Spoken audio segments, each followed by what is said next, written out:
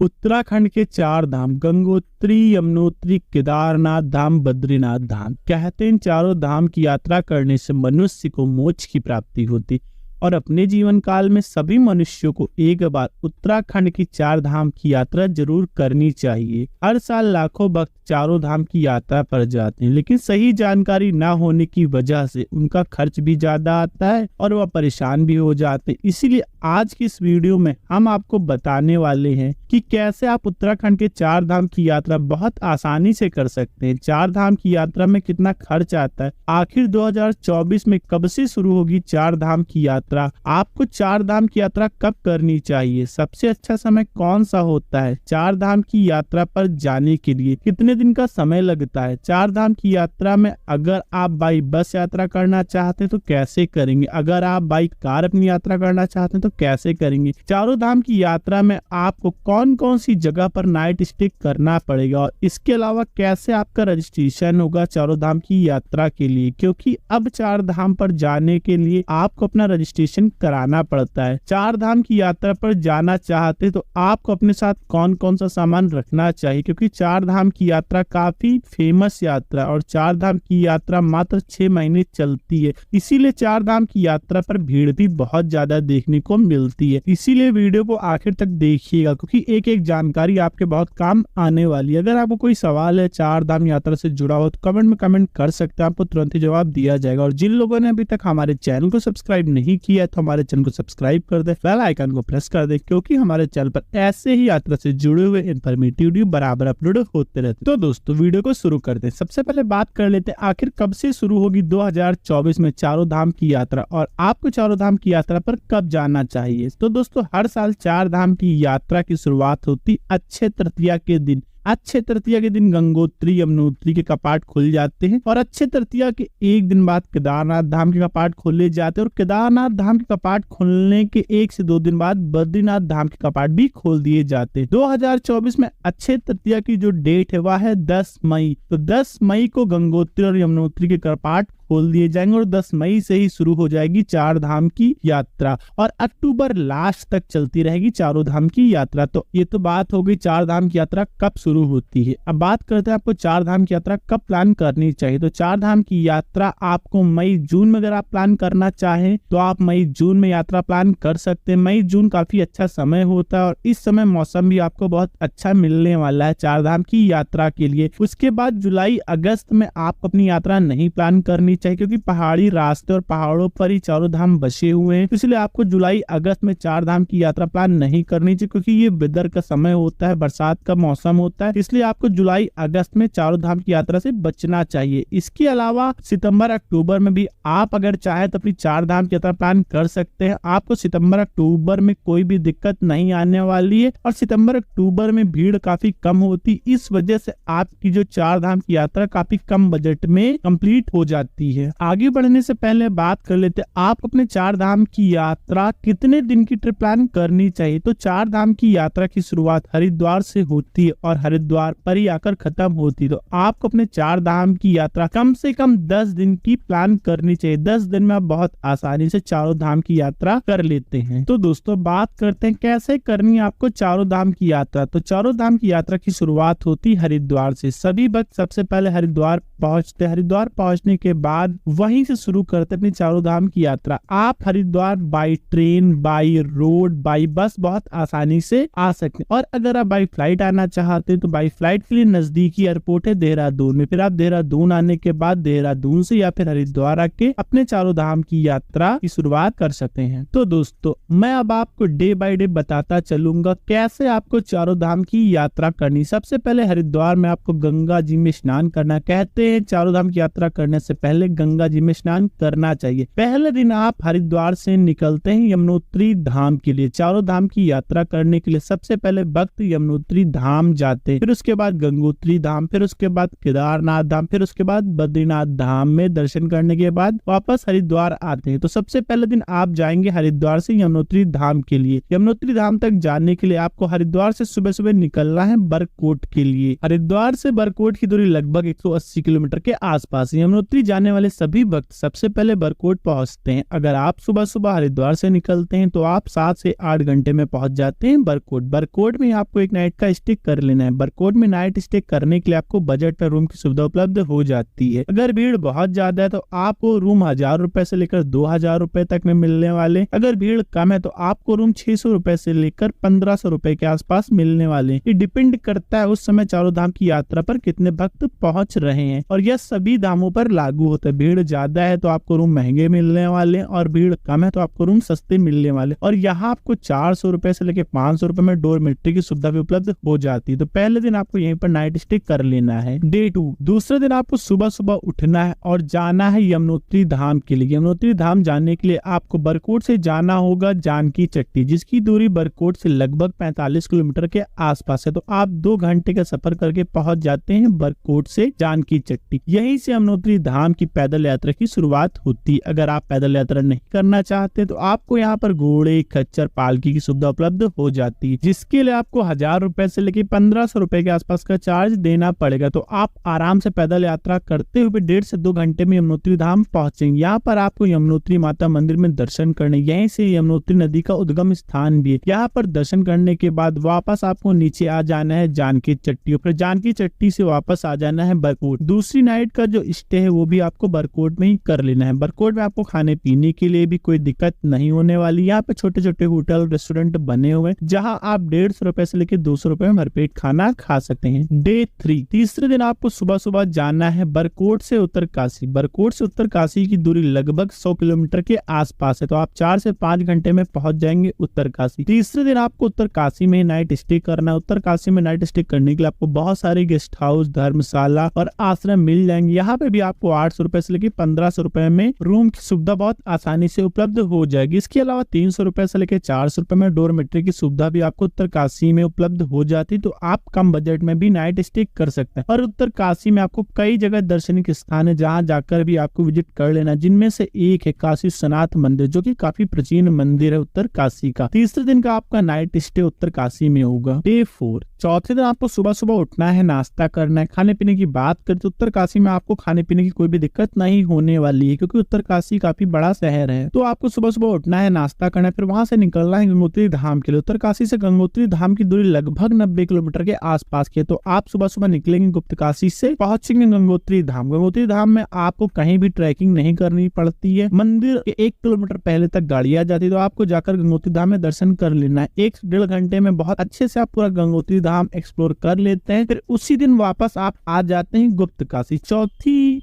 रात का जो नाइट स्टे वो भी आपको गुप्तकाशी में ही करना पड़ता है। बहुत से लोग होते जो तीसरे दिन ही बरकोट से निकलने के बाद सीधे गंगोत्री में ही नाइट स्टे करते, फिर गंगोत्री धाम में रुकने के बाद वहां पे दर्शन करते हैं। लेकिन ऐसा आप तब कर सकते हैं जब आप अपनी कार या बाइक से अपनी 4 धाम की यात्रा प्लान कर रहे हो। और अगर आप प्राइवेट टैक्सी या बस से अपने 4 धाम की यात्रा कर रहे हैं तो आपको तीसरी नाइट का स्टे और चौथे नाइट का स्टे उत्तरकाशी में ही करना पड़ेगा। आगे वीडियो में मैं आपको यह भी बताऊंगा कैसे आप प्राइवेट टैक्सी या बस से 4 धाम की यात्रा कर सकते हैं और इसमें कितना खर्च आता है। इसीलिए वीडियो पे कंटिन्यू बने रहिए। पहले मैं आपको डे बाय डे समझा दूं कैसे आपको 4 धाम की यात्रा करनी है। डे 5, अब बात करते हैं 5वें दिन की। 5वें दिन की जर्नी आपकी 4 धाम यात्रा की सबसे लंबी जर्नी होने वाली, क्योंकि इस दिन आपको निकलना होता है देवों को देव, महादेव के द्वार केदारनाथ धाम के लिए। केदारनाथ धाम पहुंचने के लिए सबसे पहले आपको पहुंचना होगा सोनप्रयाग। तो उत्तरकाशी से सोनप्रयाग की दूरी लगभग 225 किलोमीटर के आसपास की है। तो जो 5वें दिन का सफर आपके सफर 8 से 10 घंटे का होने वाले, क्योंकि रास्ता है जो पहाड़ी, इसलिए बहुत ज्यादा समय लगता है 225 किलोमीटर की जर्नी तय करने पर। अगर आप सुबह सुबह 5वें दिन उत्तरकाशी से निकलेंगे तो शाम तक पहुंच जाएंगे सोनप्रयाग। तो 5वें दिन आपका जो नाइट स्टे होगा वह होगा सोनप्रयाग में। सोनप्रयाग में नाइट स्टे करने के लिए बहुत सारे होटल, गेस्ट हाउस और डोरमेट्री की सुविधा उपलब्ध रहती है। अगर भीड़ बहुत ज्यादा है तो आपको यहाँ पर 1500 रुपए से लेकर 3000 रुपए तक देने पड़ सकते हैं। और अगर आप डोरमेट्री में रुकना चाहते हैं तो यहाँ पर आपको 400 रुपए प्रति व्यक्ति के हिसाब से डोरमेट्री की सुविधा उपलब्ध हो जाती है। तो डोरमेट्री का जो ऑप्शन है 4 धाम की यात्रा में सबसे सस्ता ऑप्शन और सबसे सही ऑप्शन यही होता है। और अगर आपको सोनप्रयाग में रुकने की व्यवस्थाएं आपके बजट के अनुसार नहीं मिल पा रही है तो आपको सोनप्रयाग में नाइट स्टे नहीं करना है। सोनप्रयाग से 500 मीटर पहले एक जगह पड़ती है सीतापुर। सीतापुर में आपको बहुत आराम से 800 रुपए से लेके 1000 रुपए में रूम की सुविधा उपलब्ध हो जाती है। सोनप्रयाग केदारनाथ यात्रा का सबसे लास्ट पॉइंट है, इसीलिए अधिकतम भीड़ यहाँ पर देखी जाती है और इसीलिए यहाँ पर रूम वगैरह के जो चार्जेस होते काफी महंगे जाएंगे। तो इसीलिए सोनप्रयाग में नाइट स्टे ना करके आप सीतापुर में भी या फिर उससे पहले रामपुर में भी नाइट स्टे कर सकते हैं। यहाँ पर आपको 500 रुपए से लेकर 1000 रुपए में रूम की सुविधा उपलब्ध हो जाती है। और अगर आप डोरमेट्री में ही नाइट स्टे करना चाहते फिर आप सोनप्रयाग में नाइट स्टे कर सकते हैं। डे 6 छठे दिन आपको सुबह सुबह उठना है और निकलना है केदारनाथ धाम के लिए, लेकिन उससे पहले आपको सोनप्रयाग से जाना होता है गौरीकुंड, जो कि लगभग 5 किलोमीटर के आसपास है। सोनप्रयाग से आगे गौरीकुंड तक जाने के लिए आपको यहाँ पर बहुत लंबी लाइन लगनी पड़ेगी, क्योंकि यहाँ पर सोमो, टाटा, ट्रेवल टाइप की गाड़ियां चलती हैं जो आपसे 50-50 रुपए लेती हैं और आपको गौरीकुंड ड्रॉप कर देती हैं। तो आप 25 से 30 मिनट में पहुंच जाते हैं गौरीकुंड। गौरीकुंड से ही केदारनाथ धाम की पैदल यात्रा की शुरुआत होती है। जो लोग पैदल यात्रा नहीं करना चाहते हैं गौरीकुंड से, उनके लिए यहाँ पर घोड़े, खच्चर, पालकी की सुविधा उपलब्ध हो जाती है। अगर घोड़े, खच्चर के चार्जेस की बात करो तो इसमें आपको 25 रुपए के आसपास का चार्ज देना पड़ेगा। अधिकतम वक्त पैदल ही अपनी यात्रा करते हो। अगर आप यहाँ से पैदल यात्रा की शुरुआत करना चाहते तो यही गौरीकुंड में गौरी माता मंदिर बना हो, जहाँ जाके आपको दर्शन कर लेने। और यहाँ पे एक तृप्त कुंड जिसे कि गौरीकुंड कहा जाता है, जिसका पानी हमेशा गर्म रहता है, यहाँ पे अगर आप चाहें तो जाके स्नान भी कर सकते हैं। और सुबह सुबह आप जितनी जल्दी अपनी यात्रा की शुरुआत करेंगे उतनी ही जल्दी आप पहुंचेंगे केदारनाथ धाम, क्योंकि यह ट्रैक लगभग 16 किलोमीटर के आसपास का। और जब आप ट्रैकिंग करेंगे तो आपको लगेगा यह ट्रैक लगभग 20 किलोमीटर के आसपास का है। तो आप शाम तक पहुंच जाएंगे केदारनाथ मंदिर। केदारनाथ मंदिर पहुंचने के बाद आप कहाँ पर रुकेंगे, इसके लिए वहाँ पे 2 ऑप्शन है। एक तो है बेस कैंप, जो केदारनाथ मंदिर से 1 किलोमीटर पहले ही पड़ जाता है। यहाँ पर जितने भी भक्त आते हैं उनको रुकने के लिए टेंट की सुविधा उपलब्ध कराई जाती है, जिनमें प्रति व्यक्ति के हिसाब से 500 रुपए से लेकर 600 रुपए के आसपास का चार्ज देना पड़ेगा। इसके अलावा बेस कैंप में ही GMVN गढ़वाल मंडल निगम लिमिटेड के द्वारा भी रुकने की व्यवस्थाएं की जाती है। तो आप इसमें भी अपने लिए नाइट स्टे रुकने की व्यवस्थाएं देख सकते हैं। और अगर आप पहले से GMVN की डोरमेट्री या फिर रूम की बुकिंग कराना चाहते तो आप इस वेबसाइट पर जाकर पहले अपने रूम की बुकिंग कर सकते हैं। और पूरी चारों धाम यात्रा में आप जहां जहां जाते हैं, उत्तर काशी, बद्रीनाथ, गंगोत्री, यमुनोत्री, हर जगह आपको GMVN की डोरमेट्री होटल बने हुए मिल जाते हैं। तो अगर आप पहले से सब प्लान करना चाहते हैं तो आप ऑनलाइन बुकिंग करा के, एडवांस में बुकिंग करा के भी अपनी चारों धाम की यात्रा की ट्रिप प्लान कर सकते हैं। अब बात करते हैं दूसरे ऑप्शन की। तो जब आप केदारनाथ मंदिर के पास में पहुंचते तो मंदिर के पास में भी कई सारे होटल अब बने हुए हैं। तो आप इन होटल में भी रुक सकते हैं। कई सारी धर्मशाला बनी, आप इन धर्मशाला में भी रुक सकते हैं। यहाँ पे चार्जेस की बात करें तो आप अगर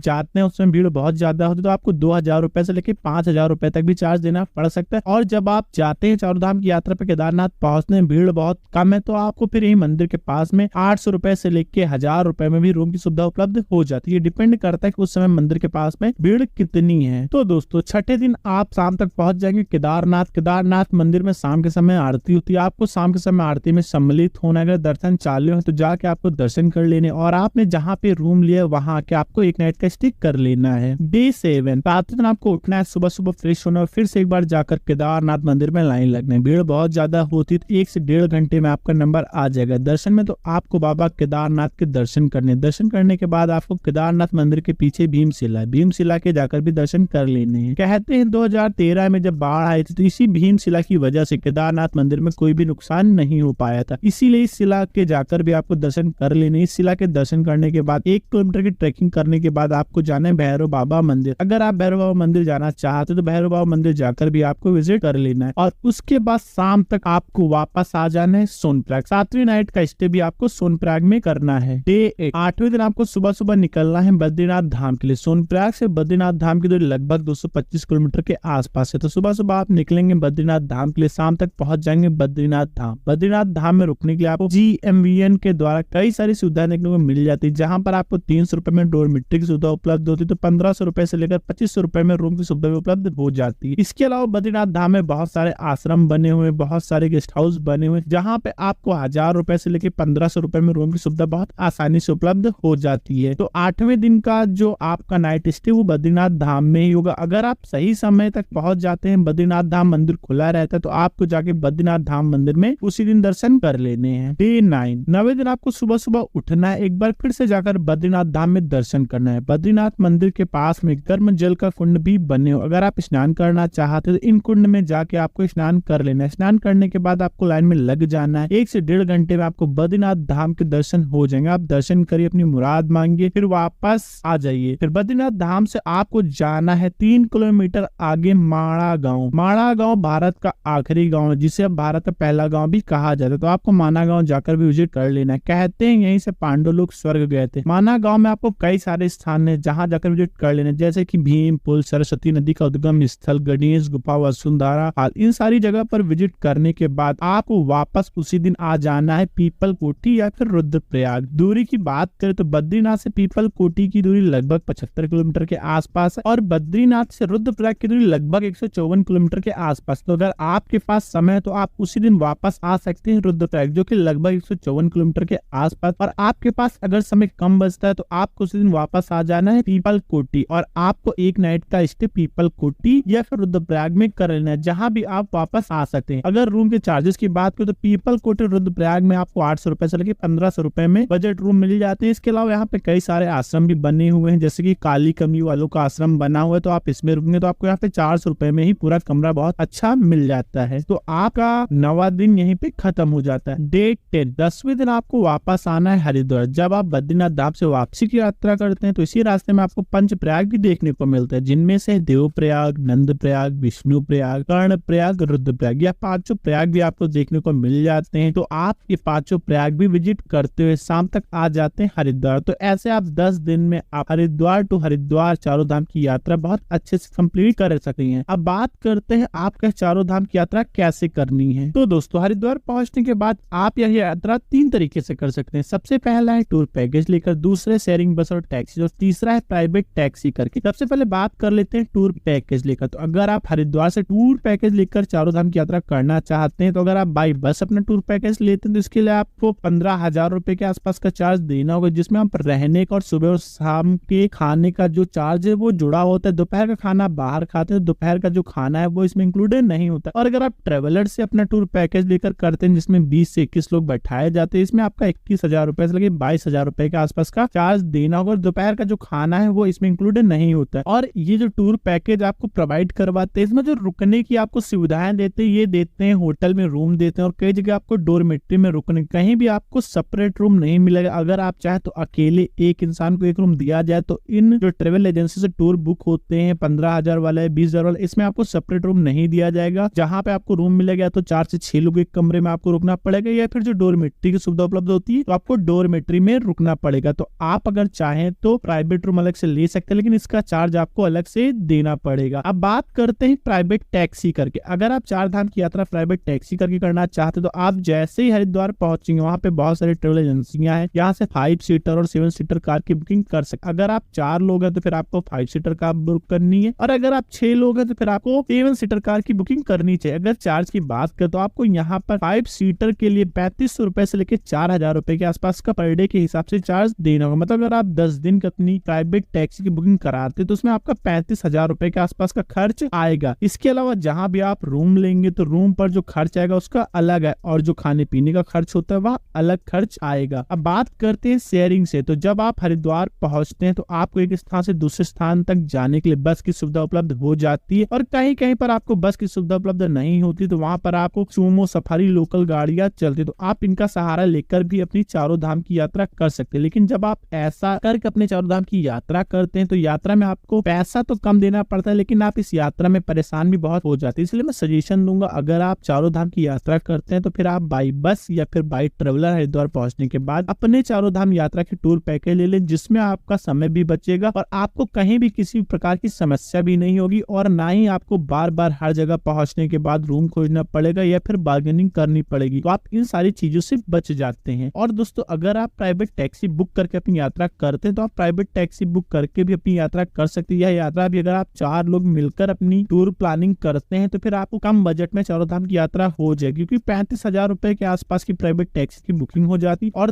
10 दिन के रूम का चार्ज अगर मैं मानकर चलूं तो लगभग 1,000 रुपए, तो 10,000 रुपए के आसपास के चार्ज हो जाता है। और खाने पीने की बात करो तो ये भी 10,000 रुपए के आसपास का चार्ज हो जाता है। मतलब 55,000 रुपए के आसपास का खर्च आता है चारों धाम की यात्रा में, अगर आप 5 सीटर कार करके अपनी यात्रा करते हैं। मतलब अगर मैं एक पर्सन का निकाल के चलूं तो लगभग 13,500 रुपए। तो मैं ये मान के चलता हूँ कि 15,000 रुपए में आप 5 सीटर कार करके भी 4 लोग का ग्रुप बहुत अच्छे से अपनी चारों धाम की यात्रा कर सकते हैं। और इस खर्च में आपकी कोई भी खरीदारी भाई मैं नहीं बता रहा हूँ, ना ही आपके अलग से जो खर्च होते हैं मैं बता रहा हूँ, सिर्फ रहने का, खाने का, आने और जाने का ही खर्च होने वाले। इसके अलावा आप जितनी भी खरीदारी करते और कुछ आप घूमते तो आपके खर्च में ये सारे खर्च जुड़ते चले जाएंगे। अब दोस्तों बात करते चारों धाम की यात्रा पर जाने से पहले आपका रजिस्ट्रेशन कैसे होगा। तो दोस्तों यात्रा का रजिस्ट्रेशन आप ऑफलाइन और ऑनलाइन दोनों तरीके से कर सकते हैं। अगर आप ऑफलाइन तरीके से यात्रा का रजिस्ट्रेशन करना चाहते तो आप इस वेबसाइट पर जाकर अपनी यात्रा का रजिस्ट्रेशन कर सकते हैं। और अगर आप ऑफलाइन तरीके से अपनी यात्रा का रजिस्ट्रेशन करना चाहते तो आप हरिद्वार और ऋषिकेश पहुंचने के बाद भी अपनी यात्रा का रजिस्ट्रेशन कर सकते हैं, क्योंकि बहुत से लोग ऋषिकेश पहुंचने के बाद भी अपनी चारों धाम यात्रा की शुरुआत करते हैं। अगर आप टूर पैकेज लेकर अपनी यात्रा कर रहे हैं तो फिर टूर पैकेज वाले ही आपकी यात्रा का रजिस्ट्रेशन भी करा देते हैं। फिर आपको परेशान होने की जरूरत नहीं है, बस आपको अपने साथ अपना आधार कार्ड रखना अनिवार्य है। अब बात करते हैं आपको अपने साथ सामान क्या क्या लेकर जाना है। अगर आप चार धाम की यात्रा पर जा रहे हैं तो आपको अपने साथ पर्याप्त मात्रा में वूलन कपड़े लेकर जाना है। रेनकोट और छाता जरूरी है। आपको अपनी यात्रा पर रेनकोट और छाता जरूर साथ रखना चाहिए, क्योंकि मौसम जो होता है पहाड़ों का कभी भी खराब हो जाता है, कहीं बरसात होने लगती, इसीलिए रेनकोट और छाता आपके पास जरूर होना चाहिए। और हो सके तो एक छोटी टार्च आपको रख लेनी अपने साथ। और जरूरी दवाइयां जिसमें की मोशन थिकनेस, जो कि बस में कार में उल्टियां होती, उसकी दवा आपको अपने साथ रख लेना है। इसके अलावा दर्द बुखार की भी दवाइयां आपको अपने साथ रख लेनी है। ये सारी तैयारियां करने के बाद ही आपको अपनी चार धाम यात्रा की ट्रिप प्लान करनी चाहिए। और आपको अपने साथ एक पावर बैंक भी रखना चाहिए, क्योंकि मोबाइल चार्जिंग की समस्या भी आपको देखने को मिलने वाली और कई जगह तो आपको नेटवर्क की प्रॉब्लम भी देखने को मिलने वाली है। तो दोस्तों आखिर में बात आती है आपकी चार धाम यात्रा में कितना खर्च आने वाला है। तो मैं पहले ही वीडियो में बता चुका हूँ, लगभग 13,500 के आसपास के खर्च आने वाला अगर आप प्राइवेट टैक्सी करके ग्रुप में यात्रा करते हैं। और अगर आप प्रति व्यक्ति के हिसाब से बाई बस अपनी ट्रिप प्लान करते हैं तो आपका लगभग 15,000 रुपए के आसपास का चार्ज देना पड़ेगा। और अगर आप ट्रेवलर से यात्रा करते हैं तो उसके लिए आपको 21,000 रुपए के आसपास का प्रति व्यक्ति के हिसाब से चार्ज देना पड़ेगा। और यह जो खर्च होता है आपका रहने और खाने का, तो इसके अलावा अगर आपका जो खर्च है वो खर्च इस में इंक्लूड होता चला जाएगा। और दोस्तों जो लोग शेयरिंग अपनी यात्रा करना चाहते हैं चारों धाम पे, तो उसके लिए हमारे चैनल पर सेपरेट वीडियो केदारनाथ यात्रा, बद्रीनाथ यात्रा, गंगोत्री और यमुनोत्री धाम यात्रा की अलग अलग से वीडियो अपलोड है, जाकर आप देख सकते हैं। आपको शेयरिंग टैक्सी में कितना खर्च आता है इसका भी आइडिया लग जाएगा। और इसके अलावा भी अगर आपका कोई सवाल है तो कमेंट में कमेंट कर सकते हैं, जिसका जवाब आपको तुरंत ही दिया जाएगा। और जिन लोगों ने अभी तक हमारे चैनल को सब्सक्राइब नहीं किया तो भाई हमारे चैनल को सब्सक्राइब कर दे, बेल आइकन को प्रेस कर दें, क्योंकि हमारे चैनल पर ऐसे ही यात्रा से जुड़े हुए इन्फॉर्मेटिव वीडियो बराबर अपलोड होते रहते हैं। इसके अलावा आप